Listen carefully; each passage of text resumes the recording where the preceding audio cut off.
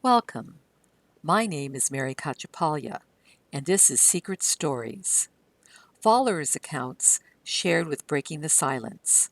We know that many people cannot be on camera because their employer, their family, their friends, or their church or synagogue would roll their eyes or ridicule and misunderstand or even fire them. Secret stories allow you to tell your story with anonymity. I will read your stories for you. So, welcome to the Secret Stories. The first thing I want to do is go over the levels of close encounters, which were described in J. Allen Hynek's 1972 book, The UFO Experience, A Scientific Inquiry. The first is close encounters of the first kind. Visual sightings of an unidentified flying object that are clearly not any known aircraft or natural phenomena. This includes a sighting of unusual lights, shapes, configurations, and maneuvers in the sky that have no clear explanation. Close encounters of the second kind are visual sightings that also are associated physical evidence or effects such as burns, radiation contamination, strange marks, or imprints on the ground, interference with electronic devices, or effects on plants and animals in the area of the sighting. This suggests some type of intelligent control behind the phenomenon. Close encounters of the third kind. Sightings of aliens or extraterrestrial beings associated with the UFO sighting. This includes claims, observations of humanoid creatures, direct first-hand interaction with extraterrestrial intelligence, reports of alien abductions, and alleged communication or messages received from non-human civilizations. The fourth kind, abduction experiences, claims of being taken aboard alien spacecraft and medically examined or experimented on, often involves reports of lost time, strange procedures and implants, and/or traumatic aftermaths, made popular in books like Bud Hopkins' Missing Time. The fifth kind of encounter, two-way communication, back and forth exchange of information with alien beings through telepathic or psychic channels, messages, dialogues, or direct training sessions. The sixth kind of encounter, death or injuries, physical harm, wounds, or fatalities associated with UFO incidents due to attacks, crashes, radiation burns, or other harmful effects connected to alien craft. The seventh, creation of life, claims that aliens created or altered life on Earth, perhaps through genetic engineering or by planting the building blocks of life itself. The eighth kind of encounter, extraterrestrial interference, UFOs disabling nuclear weapon systems or interfering with human activities and technology through invisible means. And one coined by Steve Neal himself, the ninth kind, being brought to visit an extraterrestrial home world.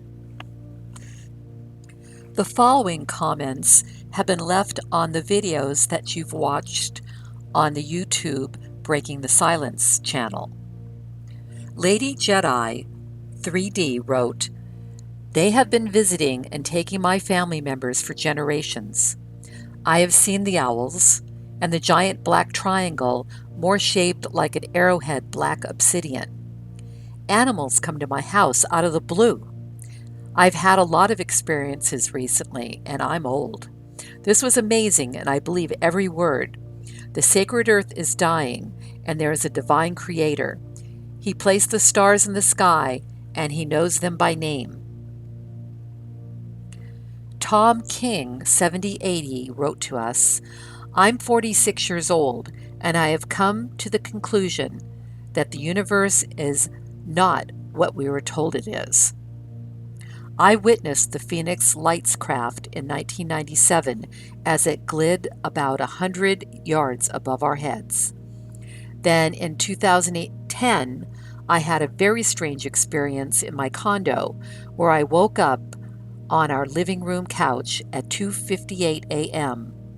and saw three grays as they all had a skin-tight navy blue outfit on that reminded me of a wetsuit, but very thin, almost like fine silk. On their left side of the chest level, they all had a logo which was gold, colored of a triangle that had a circle around each 3 point of the triangle. I only saw them for a few seconds, in which I could not move or speak. As soon as they disappeared, I could move. Mona Stallard 2878 wrote, "We live in Ohio. One night this past summer, my daughter took my dog out and texted me that there was a huge black triangular craft hanging over our house. She said it was motionless and totally silent. I told her she better grab the dog and come in before they grabbed her. Laugh out loud. She watched as military jets appeared and this thing took off. Who knows if it was ours or alien? We live about 15 to 20 minutes away from the Akron Lockheed Martin facility. My granddaughter's paternal grandparents both worked at and retired from Lockheed Martin." Jesus Christ Ed 8GB wrote, Crazy. I got this to watch on my feed. In 1974, I was 10, lived on Lake Sammamish in Bellevue, Washington. We had friends in Wenatchee, Washington. They had a large apple orchard. After dinner, us kids went out to play. It was dark by then, and we were playing on the swing set. We all got bored and laid down on the yard. When we looked up, we couldn't see any of the sky. No stars, nothing, just black. Didn't really hit us until the stars started to show up. As more and more stars came into view, we could see the outline of something huge. It was so big it covered the whole sky. As it moved on, we could see the back and the sides of this thing. It was moving slowly, no sound. We just laid there as it moved off. No freaking idea what it was at the time. The size was indescribable. Looking back today, I think I know what we saw. Sean Absher 5577 wrote, "A few years ago, maybe as far back as 2015, I went to visit a woman I knew online from another state, and one night I spent the night beside her in her bed. And I've had some odd spiritual experiences, but never witnessed grays in any events I could recall. But the second night I was with her, I recall waking up, often wondering if it was a dream, but I've never dreamed of grays. And there was about 6 to 12 of them, tall ones, all around as tall as I am, between 5'9" and 6'3". I'm 6'2". They were all studying her, and she seemed to be asleep. So I immediately, instinctively, without taking time to think, got up and had myself in a defensive pose, about to defend myself and her from them.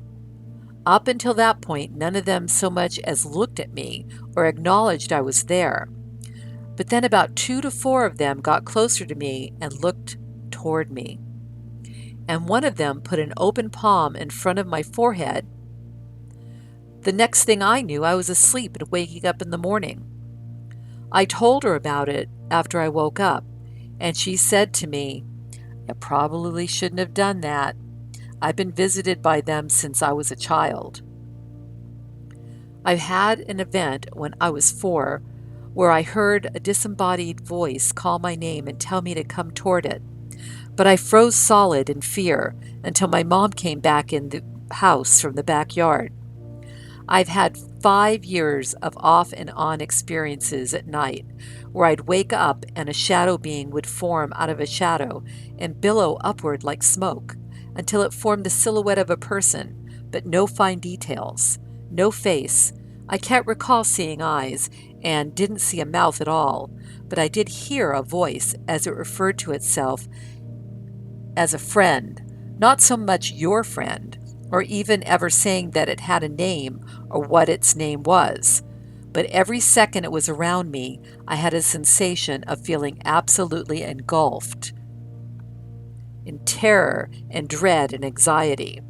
However, the moment it first showed up, before it introduced itself to me, the back of my mind whispered to me a thought along the lines of, don't get consumed by negative feelings you're feeling.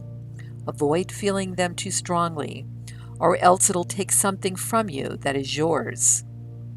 I was 7, the first time I witnessed that, and can definitely tell you, or anyone, that I have no idea why that happened. But every time I have a bad dream or nightmare, even before then, I would become aware it's a dream and immediately I'd be lucid dreaming. So having events that I couldn't control felt entirely out of character for me. And it wasn't something I experienced every night, but rather off and on, late at night for about 5 years, starting when I was 7. I wonder sometimes what all the events I've had are, but I'm pretty sure if I asked the right questions in the right places, I'd get the right answers. I'm technically just afraid of what the truth might be. Also had a potentially horrific experience that seemed not too dissimilar from the white light beings, but mine was definitely different enough to where, if asked, I can tell any of my stories in further detail, but this is just the comments section, and filling it up felt a little bit selfish. Steve Butch, 1027, shares, my 6-year-old daughter was constantly waking up, but still very tired. When I asked her why, she said the doctors come at night to play. To make a long story short, she said they would come to her at night. She could see her sister sleeping. They share a room. They would float through the window and go above the house where she could look down and see the toys that were on the roof. It was a small 800 square foot house in central Illinois. They would look at her a while and then they would play. Later, I asked her which toys were on the roof, and she told me. I grabbed a ladder, and sure enough, everything she mentioned was there. She could tell me they were small like her. One day, while walking through Kmart, she shouted, "That's them! That's the doctors!" and ran to the book display. Communion, the communion book, was the book she picked up. I bought it and took it home. Events like these went on for a few more years before her and I were separated by a divorce. After a long military career, she doesn't remember a thing. Strange, though, that she would wind up working at the Pentagon. Wow, those were some stories, and you've been sending me more, so the next episode will have more of secret stories.